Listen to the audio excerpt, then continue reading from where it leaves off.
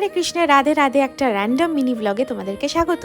তো দিনটা ছিল রবিবার, আমার ছুটির দিন। তো প্ল্যান করেছিলাম এই পুরো ঠাকুরঘরটাকে ডিপ ক্লিন করবো। মান্থলি আমি এটা করেই থাকি। আর দেখো আমাদের বাড়িতে কি সুন্দর গণেশ পুজো হয়েছে।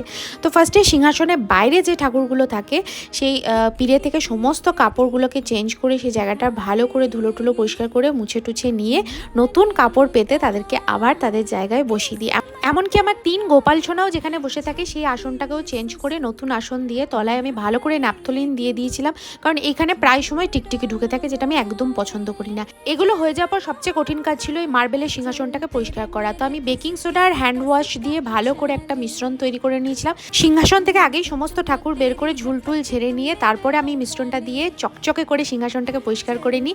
আর এই সমস্ত কাজটা করতে আমার 3 ঘন্টা সময় লাগলেও তারপরে আমি যে ঝাঁ চকচকে ঠাকুর ঘরের লুকটা পাই সেটাতেই আমার মনটা ভরে যায়। সো বাস এইটুকুই ছিল ভিডিওটা। ভালো লাগলে অবশ্যই চ্যানেলটা সাবস্ক্রাইব করো। বাই।